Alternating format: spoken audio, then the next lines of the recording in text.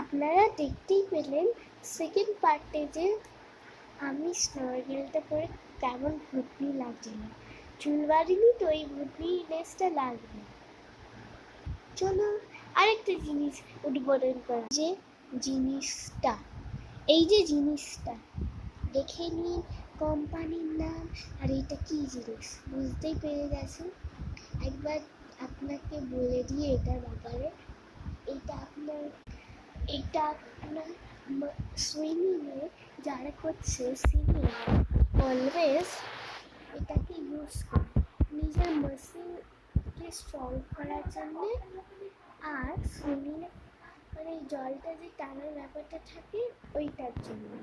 এটাই মেন, কিন্তু আমাদেরকে এই ওয়েসে দিয়ে দিয়েছে, আমরা জানি এটা। Second third part